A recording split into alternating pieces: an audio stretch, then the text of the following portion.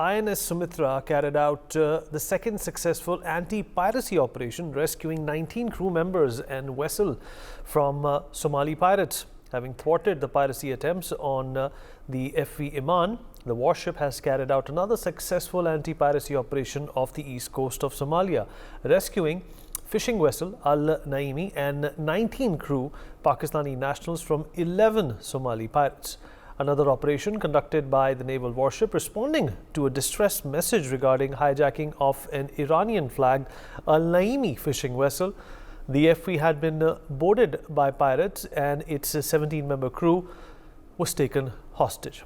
The recent incident is part of an ongoing sequence of drone and pirate attacks targeting merchant vessels within the region, including the Red Sea and segments of the Arabian Sea.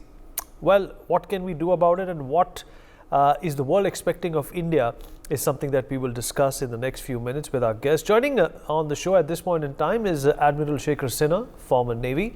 Also with us on the show is Sumit Peer, political commentator. Last but not the least, Gautam Mukherjee, senior journalist, also joins us on the program. Thank you, gentlemen, for being a part of this conversation. Admiral Sinha, I'll begin with you, sir. Sir, in terms of logistical challenges, when you are in fact trying to figure out which ship is going to be giving out a distress call, and what kind of an acumen you have to show in a short notice such as this, where do we stand, and how would you rate India's outreach and efforts in making sure that the seas are clear of this distress? Because ever since what happened on October 7th in Israel, this has become a pain for a number of countries, including us.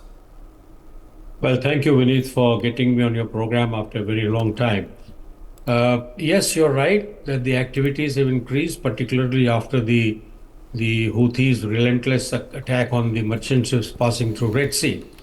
Possibly the Somalian pirates have also got encouraged that under the shade or under the garb of this attack, the other merchant ships would probably be exercising less precaution, and they will remain slowed down coming out of the Red Sea. What is Indian Navy? It's really a logistics challenge, but the Navy is geared up. From 2008 onwards, our ships are deployed nearly permanent basis into the Red Sea area, and it must have escorted roughly 5,000 merchant vessels out of the Red Sea into safe areas. The number of hijacking attempts have been thwarted. You may recall that Indian Navy ship was the first one in the world to sink a pirate ship who was not obeying the orders in 2008. So we have gone to that extent. So we have seen one end, and what you're seeing is the other end, really. But Vinay, you require a large number of ships. As you can see, that 8 to 10 ships are deployed in Arabian Sea, not only for piracy, but also to escort the ships which are damaged by the attack from the Houthis. So the effort has been increased. The reconnaissance has been increased by deploying so many ships. And the UAVs, this MQ-9, the Sea Guardian, is also deployed in that area, which is giving a very accurate tracking and very accurate photography. And the Navy has been permitted to buy another 15. And I'm sure that the American government is watching at all this, and they will clearly, very soon, they should clear the letter of acceptance, what is called the LOA. Otherwise, that is lying pending for quite some time, though the DSC has given an approval.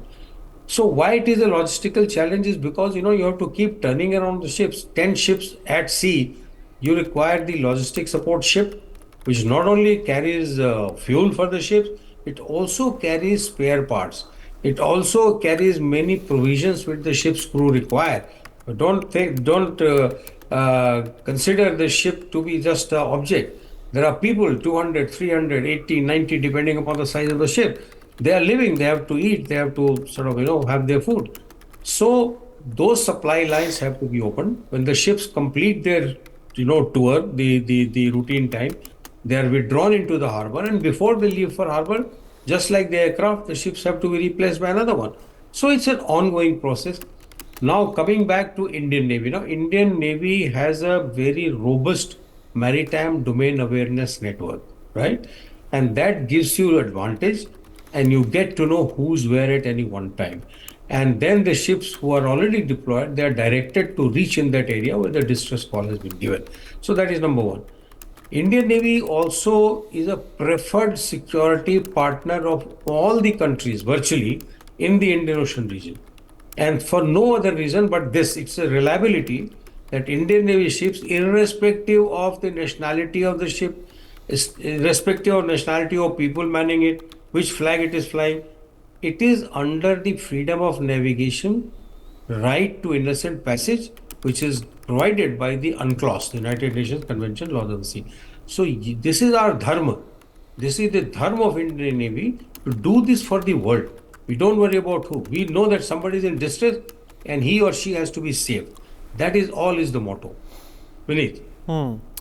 Sumit, what do you make of this? This is not only heroic, but at the same time, India is sending out a message, to our adversaries, to our partners, to the forces that be, that think that it's only the Americans or to some extent NATO who can come in and take this kind of an action. Defense Minister Rajnath Singh also went on to articulate very eloquently a few weeks ago that this is something which India considers to be its own problem. Vinny, thanks for having me on your show. And what has happened is really heroic because, twice a Pakistani vessel, then an Iranian vessel. And if you look at the Norwegian vessel, which was before that, and what Admiral Saab rightly said, there have been more than 5,000 rescues which have happened. Now, couple of important points here. When America formed the alliance against the Houthis, we did not join that alliance because we said we are self-sufficient. Indian Navy does not need to be a part of any alliance to protect its interest. India can protect its interest and also the interest of its partners and allies. So we have walked the talk. Now we have today, if you look at the Gulf of Aden and Red Sea, we have more destroyers present than the Americans. That is point number 2. Point number 3, we have proved our mettle again that we can protect Indian interests and the interest of our friendly countries or even non-friendly countries. Point number 4, which is important happening is today it is quite expected that Joe Biden will go ahead for action in the Middle East. If you relate yesterday what did Anthony Blinken said, this Middle East is as serious as 1973. That situation is very serious. Now, after the drone attack and all, yesterday even the White House on record has said 179 attacks have happened on American assets in Syria and Iraq put together. Recently, a drone strike in Jordan wherein it killed 3 American soldiers. So the Middle East is heating up, and the Middle East will heat up. Gulf of Aden and all are going to heat up, drastically. It's all Iran and its proxies who are waging this war. I have told you, Vinny, there was a couple of days back, they had put around 1,000 chota boats, small dinghies, along with men with RPGs, and they were trying to cause havoc, trying to do a rehearsal. For that, people from Iran, Iraq, Yemen were all part of this exercise. So they all participated in this, and there were thousands of boats. Now, if you look at the traditional Navy, America and all, they are not equipped to handle such kind of threats. That's why even an American aircraft carrier had to be moved out of the Red Sea because this kind of a threat they cannot handle.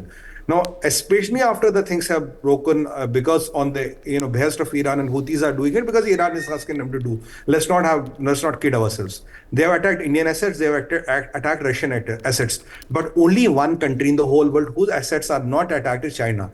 What is that liberty of China? The Chinese ships, Costco and other shipping lines are passing. Nobody attacks them. They attack Americans, they attack Indians, they attack Pakistanis, they attack every goddamn, even the Russians they attacked, but Chinese they have not attacked. That is the point number 1. So what is the relation between China and Iran? Who's orchestrating what? So if you look at what is happening in the Middle East, these problems are going to escalate. Indian Navy has to be there. They're doing a heroic job. They're doing a fantastic job. They're proving to the world what alliance could not get together. We can do it. Remember, 4 days back, Alliance gave a statement that we have dismantled Houthis' capability to attack. But next 24 hours, there was one more attack from Houthis. It was intercepted by American aircraft carriers. They had to move, I think, 150 F-35s in the Red Sea to, if there's a possible big attack, how to throttle that. If you look at what the alliance is doing, with 10 countries getting together, we are doing a much better job doing it alone and picking and choosing our battles. India was very smart to pick and choose its battles. It's not to, kind of fight under the American flag, where you have to protect American interests the American way and to the likings and timings of America. So this is a fundamental stance we have taken, and we have shown to the world, look, we can protect our interests. But in my opinion, personal opinion, the shit is going to hit the fan very soon. And these Houthis and all are not going to calm down. The Middle East is going to erupt. And this Gulf of Aden, Red Sea and all will become a big navigational challenge. So Indian Navy will have a big role to protect a lot of interests of ours and our partners and friends on the sea. And, when it comes to human rescue, we don't even care for Pakistanis or Iranians. So this is the reality of the thing. Now, Dr. Jaishankar went to Iran. He asked Iran's foreign minister, ensure there is no trouble with our shipping vessels. But can Iran guarantee that? No. Can anybody guarantee that? No. Only one country where there is no trouble happening at all is China. Why is China so special? Why China mein aisa kya hai? Why Chinese are not attacked? You have to see this is a plethora of disasters which Iran has unfolded. Iran will never get into a full-time war, but through all its proxies, maybe hundreds of proxies have in the whole world, they will erupt these wars here and there, here and there, here and there. How come the sophisticated missiles are reaching them? Who has given them the missile technologies? When you have a country like Yemen, where 70% of the people live below the poverty line, where 65% of the people are described as abject poor, how do these people have the surface-to-air missiles? How do they have anti-ship missiles? How do they get anti-ship torpedoes? Who gave them this technology? Where do they find the money to do it? You have to trace the trouble. The trouble is going to get bigger, and we are equipped to handle it. The people of India and our partners and our allies have to be assured we can handle it, but we need, unfortunately, it is not ending here. It is going to get much bigger because Iran is playing all sorts of games. And with the Iran-Pakistan fiasco, yesterday, Iran's foreign minister landed in Islamabad. I don't know what are they trying to do. Honestly, if you track the geopolitics of the world, it is changing by hour.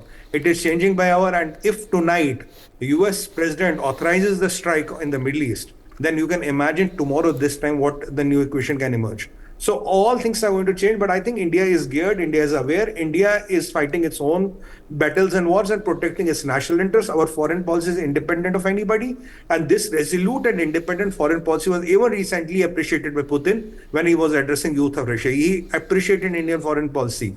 The visit of Mr. Macron is so much that China has rattled. They've issued a statement. We want to lay a new foundation and ground for China-France relations. So India is doing all the political and military maneuvers very right under the leadership of Prime Minister Modi and sending a very, very strong and stern message to the world. Rescuing Iranis and Pakistanis is a goodwill gesture. अब पाकिस्तानियों को तो चुल्लू भर पानी में मरना चाहिए. The people who want to do Ghazwa Hind and Jihad, now how come Kafirs are rescuing them and they are having our food and water? That is the question I want to ask the Pakistan military, where Asim Munir was saying that Pakistan civilization is the best, Islam is the best religion, it is the and हमें हिंदुओं से आज़ादी मिली है. He told in a youth convention, हमें हिंदुओं से आज़ादी मिली है तब पाकिस्तान बना. So with that mentality, if we are doing them and showing to the world, you can see how empty these people are. They only understand one language, that is jihad. And they are in a hurry to die. You know, there are a lot of people in the world who are in a hurry to die because they in the world after next. Bhai, yahan to kuch bhi nahi hai.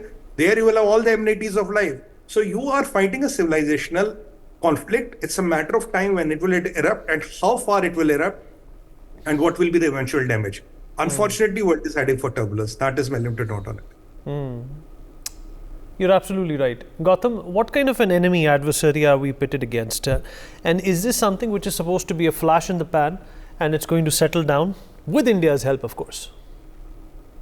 Well, it's not a flash in the pan and it may not completely go away, but I think two things are apparent to the world, certainly apparent to us here.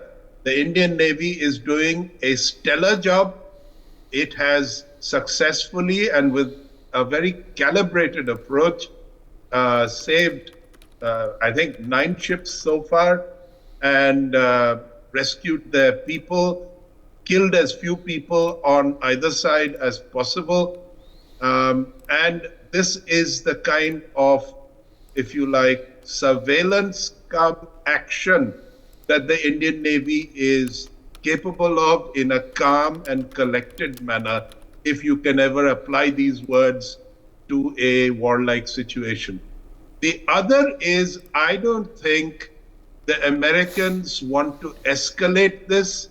They feel acutely vulnerable with 47,000 American troops in Iraq and environs.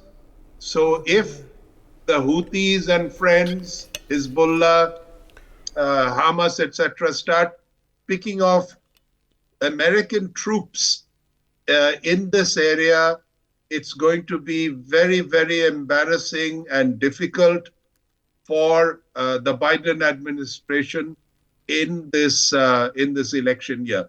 Having said that, they will have to react, as they have indicated already, to the killing of these 3 people that have been, and they will certainly retaliate, but they will calibrate the retaliation so that there is no untoward escalation. As far as Israel goes, the new news item that seems to be running away with the ball is the fact that the UN is totally infiltrated with extremists, at least the part of the UN that is operating in Palestine, and and Israel has found this out and put it to the Americans to do something about. This directly involves the UN in much more than peacekeeping or helping the wounded and such like, or distributing food. And I think this will become a new focus. The Houthis will continue doing what they're doing, but provocations on either side will not go to boiling point, in my opinion. Admiral Sinha, what do you make of this ongoing issue? Is this something that India is going to leverage and use as an opportunity also to announce to the world that there are no longer a couple of bullies in the world? It belongs. It's a unilateral world. It belongs to anybody who wants to take care of their shores and their seas. Well, we need to be very honest. The Indian Navy's prime task is to protect the ships in sea lanes of communication. Obviously, your ships first, and thereafter the friends and partners, and then the rest of the world. So, Indian Navy has been doing this, from time immemorial. It is just that it did not catch the eye at that particular time, and the intensity was not so much. Now that the intensity has increased, Indian Navy is doing a task which it has been doing and doing it well. That examples are here. And now the world has got up and they have taken note that yes, in Indian Ocean region, Indian Navy is the most powerful resident navy. Other navies are all visitors here. We are not visitors, we live here. So we have a reputation. All our friends and partners in the region, they look up to you. And this only gives them more confidence that come a day, it is Indian Navy and not PLA Navy which is going to support them. And I hope that some lessons are learned by countries like, Maldives, etc., who are, wanting to sit in the lap of the Chinese. That, it is absolutely unthinkable that what people are doing. Do they think that it will only be peacetime all their lives? I'm sorry, this area is going to be on this kind of half-boiled for quite some time to come. This has not been said only by me. Your people like, writers like Robert Kaplan and all have said it long back in their book in Monsoon. That, this is a territory where it is a civilizational territory. Here there is Islam has grown here. The Hinduism has taken root much before, and Christianity came here much before. There is a Judaism. So all this will be a fallout. For example, the Israel-Hamas war has a fallout in the Red Sea. It's straightforward. And it is such a fallout that Houthis, who are backed by Shias from Iran, is actually supporting the cause of Hamas, which is all Sunni. Hezbollah is supposed to be Iran. Now the Hamas is supporting Hezbollah. One had never imagined all this. So I think these are the, what is called the Asia is in the churn. Entire Asia is in the churn. The geopolitics is, changing by the hour, as Sumit mentioned some time back. It is. And I think the Indian government is doing very well. All its armed forces are really up to the sort of speed, and they're all ready for any kind of changes in geopolitical situation. And therefore, India has been saying that, it can't be as unipolar and bipolar. It's a straightforward thing that, so look, they're multipolar and I'm one of the poles. Look at the G20 countries when they see India showing this kind of leadership at sea. It's a vast area. It's a 3,000 kilometer wide from, Gulf of Aden to Straits of Malacca. It's not a small area. So I would say that, we have to take pride in what we have and keep increasing our capacity, increase the capacity. One thing which has not come to light, the Seychelles Navy, whom we have donated ship, it actually thwarted one pirate attack just about 2 days back, and they have sent a thank you letter to Government of India saying that you have your ship and your crew who have trained us. They trained us such a manner that we are doing a little bit in our own zone. So I think increasing capacity of our own partners and Indian Ocean littorals is a very important task which Indian Navy is doing or India government is doing with great finesse. We don't charge any money, we have gifted these ships. So I think that we have a responsibility to the world. We are the preferred security partner, and therefore we must give confidence. Whether the world considers you pole or not, you please act as a pole in this area. Vineet. Sumit, concluding thoughts from you?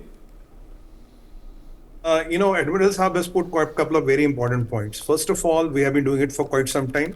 We are enabling partners like Seychelles. We try to enable Maldives and all. Point number 3, we must be seen as a pole, and we are behaving like a pole. Now, under the Prime Minister Modi, even in the COVID times, when we were doing these broadcasts, we were always saying we are testing missiles by dozens. We have tested dozens of missiles.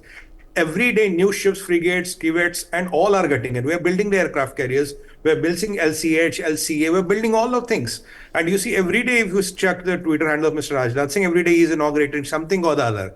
So this phenomenal capacity building up with Make in India, Atmanirbhar Bharat has really added a lot of things. And, this year or last year, China, 40 submarines have gone out of the, duty because they're quite old and obsolete. Now the deals we have struck with France, the deals we are trying to do here and there. So this build-up is happening strategically to protect the interest of India, which is a very, very welcome step. And at the same time, we are assuming the role of a global power, saying, look, we are a global power and we are doing what India should be doing as a global power. It's not for you to acknowledge or not. We are not looking for any certificate from the West to acknowledge it. And that myth is shattered. West is the best. No, we have adversaries on the both sides of the country. And still, what Admiral Saab rightly said, we are the kings of Indian Ocean.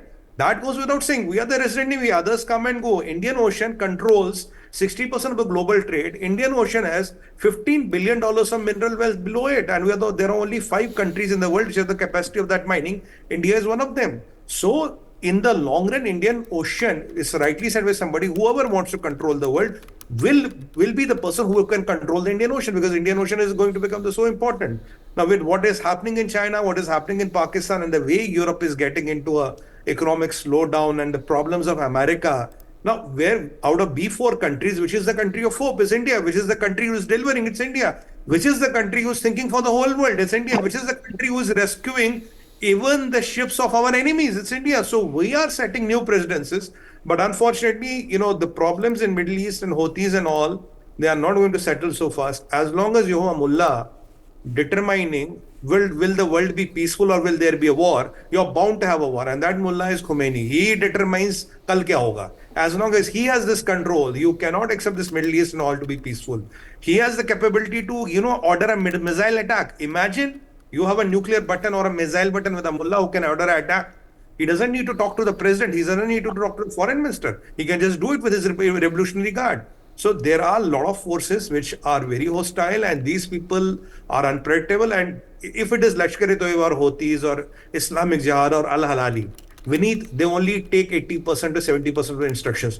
20% they will act on their own. They will not even listen to Iran and one push comes to shove. So when that 20% will come, what disaster are they going to do? They have to wait and watch. And these people who think they can sink an American aircraft carrier and live and breathe, they are living in fool's paradise. God forbid if some incident like that happens, then really the hell will break loose. I hope and pray that never happens. It's not good for the world. But there are some people, as I told you, who are interested in life after this. They might try to attempt this, and so that they're in a race to die fast. So, but we, people like you and me, want to live. Our people want to live. We don't want to get into that. We hope and pray that, some good sense prevails. Vineet. Gautam, concluding thoughts from you, and then we wrap up. Well, this is a war in the Middle East that should be strategically spun out as opposed to brought to a head. Houthis are not in a position to provoke beyond a point. I think all their missile assets and all their locations are well known and are being mapped very acutely by the Americans and the Israelis, possibly some others as part of their alliance. And as far as Iran goes, the panelists were saying, why isn't Chinese shipping attacked? Well, China buys almost 100% of Iran's oil when hardly anybody else does. So it is very important for Iran to keep China on side for their survival, and that is why. Having said that, is China actually gaining from this at the present moment? Is there any strategic benefit to them? I don't think so. They are as vulnerable as the rest of us in terms of upheaval for trade routes, and their ships may not be attacked, but if they were found to be actually provoking this in any direct manner, their ships could come under attack. They have to come through the Straits of Malacca, which is another narrow piece, very similar to the Red Sea, which you enter. But it's the volume of trade. 85% of their trade also goes through the Straits of Malacca. So I think every side is going to keep this going without taking it to some kind of crisis point. Vineet. All right, you're absolutely right. And this is, of course, a great going in terms of, what the image and the optics play out for India, especially in this day and age, and with the kind of impetus the government is also showing and laying towards international relationship. And of course, safeguarding the seas and the borders, because after COVID, after China, the parallel or the alternative to the supply chains that was disrupted can only be India. For more such videos, subscribe to the NewsX YouTube channel, hit the bell icon.